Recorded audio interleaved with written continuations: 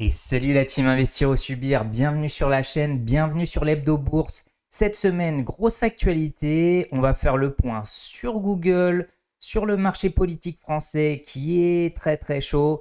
On va suivre ensemble les secteurs, les indices et surtout je vais te recommander 4 actions avec un très gros potentiel haussier. Allez, on part tout de suite avec l'actu de la semaine et c'est bien sûr Google qui fait cette semaine un plus 9%. Et oui, Alphabet, la maison mère de Google, qui fait pas moins qu'un 9% grâce à la décision du juge Meta qui a décidé qu'il n'y aura pas de démantèlement de Google Chrome de Google. Donc ils vont pouvoir garder ce secteur-là. Ça a bien sûr rassuré les investisseurs. Et aujourd'hui, Alphabet qui fait un plus haut historique à 232 dollars. Donc voilà, Google qui continue sa progression. Personnellement, c'est une de mes plus grosses positions, je reste engagé. D'ailleurs, cette progression a également impacté Apple qui a pu en bénéficier grâce à des contrats communs. La deuxième info, c'est bien sûr la menace de la politique française. Les spreads des OAT qui sont tendus aujourd'hui, on le voit bien avec les annonces de Bayrou qui ne rassurent pas du tout les actionnaires. Aujourd'hui, c'est le secteur bancaire qui en pâtit le plus. On va le voir tout de suite après avec les indices. Et la troisième info, ça va être sur la macro US. On l'a déjà vu il y a quelques semaines maintenant. Les futurs du S&P 500 qui ont touché un record avant le NFP. Donc il y a eu un pari voilà, sur la baisse des taux en septembre. Donc on l'a vu, Jérôme Powell qui a annoncé globalement, on est assez sûr d'une baisse des taux, mais de combien? Donc ça rassure évidemment beaucoup les actionnaires et les entreprises qui vont pouvoir investir massivement dans leur CAPEX. Donc bien sûr à des taux plus intéressants. Donc des bonnes opportunités, on va le voir notamment pour les large caps. Voilà, qui ont qui vont pouvoir investir beaucoup plus sur leur CAPEX. Et maintenant, on passe un rapide coup d'œil sur les indices avec le CAC 40 qui reste globalement assez flat. Voilà, il y a un rebond fragile, des financières qui sont sous pression et une exportation qui est aidée par un dollar plus fort. Évidemment, c'est le S&P 500 et le Nasdaq qui sont les grands gagnants de cette semaine, notamment tirés par les méga caps, le marché qui anticipe du coup, on l'a vu, une détente de la Fed. Évidemment, sur le Nasdaq, c'est tiré par Alphabet et surtout par l'IA, hein, bien sûr, avec un bêta positif avant les NFP. Et l'euro-dollar qui reste quasiment flat. Et c'est surtout en fait le Bitcoin cette semaine qui s'en sort le mieux avec 3,8%. Et cette semaine, j'ai décidé de faire un focus sur les secteurs européens et notamment l'énergie. En fait, c'est les secteurs défensifs, hein. Globalement, on le voit bien là, c'est l'énergie et la santé qui s'en sortent le mieux au niveau européen. Donc, notamment pour la santé, c'est les big pharma qui s'en sortent très bien. La banque, je vous en ai parlé, qui fait le moins 1,1%, c'est évidemment la pression sur les financières au vu du spread. Sur la tech européenne, il y a toujours un momentum sur l'IA, sur les semi-conducteurs, qui est bien sûr corrélé au Nasdaq, hein, même si ce sont des secteurs européens, évidemment, c'est tout de même lié. Et le luxe qui fait un plus 0,70% qui est quand même positif. Et on passe tout de suite à ce qui vous intéresse. Et oui, ma recommandation d'action, elle n'a pas bougé, ça reste la même cette semaine. On reste sur une entreprise de qualité qui a d'ailleurs bien performé cette semaine et qui reste avec un potentiel haussier très important. Je parle bien sûr d'ASML, le champion incontesté de la lithographie EUV dans le secteur des semi-conducteurs. Donc c'est l'acteur clé qui permet les gravures les plus fines et donc l'accélération de l'IA chez les fondeurs. Aujourd'hui, on a un titre à 656 euros. Moi, j'ai mis un objectif de cours à 735 qui nous fait un potentiel haussier à 12%.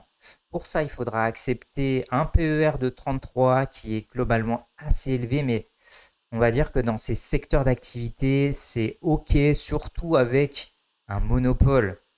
sur cette technologie. Quand on a un monopole, il y a aussi un carnet qui est très très solide, qui est bien rempli globalement.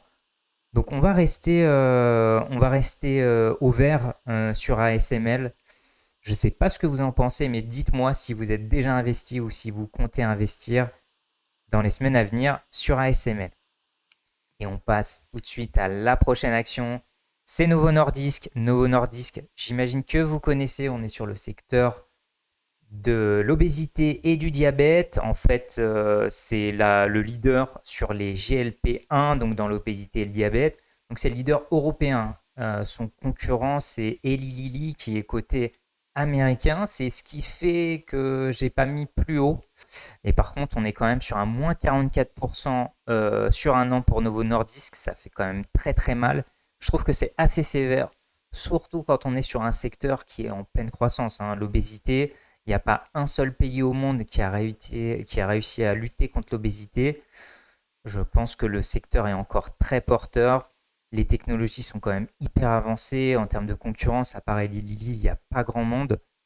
Moi, je vois quand même une grosse croissance sur les prochaines années. Donc, on est quand même sur un secteur qui est très favorable, même si elle a subi une grosse déconvenue sur l'année passée. Moi, je vais quand même vérifier de très près cette action pour voir si je ne l'inclus pas dans mon PEA. Et on passe à la prochaine action. Vous la connaissez, celle-ci, c'est sûr. C'est Nvidia. Évidemment, Nvidia, c'est la référence de l'IA générative. Avec l'écosystème CUDA, c'est la pile matérielle GPU plus réseau et une avance d'exécution qui est vraiment très nette. Donc là, pareil, un peu comme ASML, on est quasi sur un monopole actuellement en tout cas.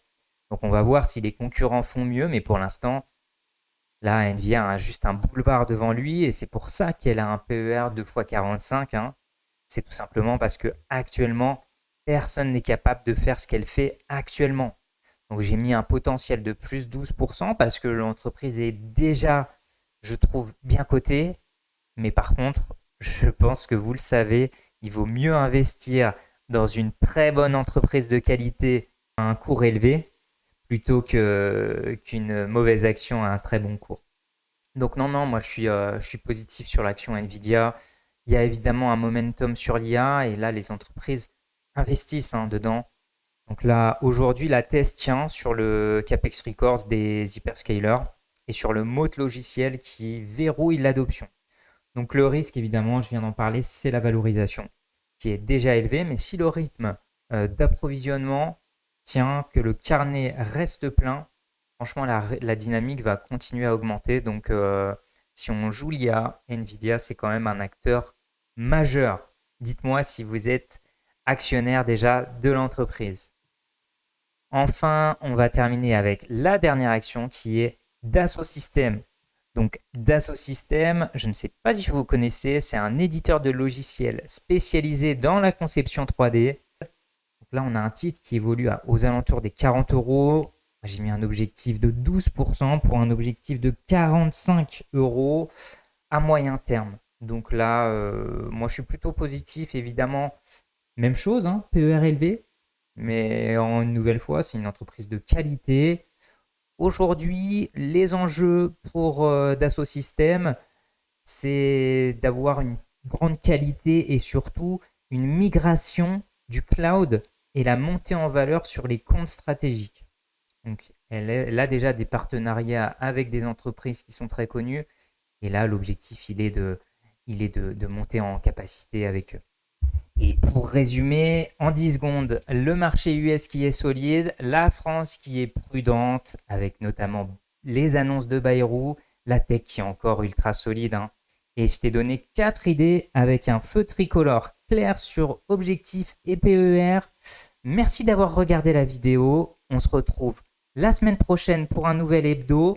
Si tu veux soutenir la chaîne, n'hésite pas à lâcher ton meilleur like et à t'abonner. Il y a encore plein de vidéos à venir dès mardi prochain et bien sûr l'hebdo vendredi prochain. On se retrouve très vite.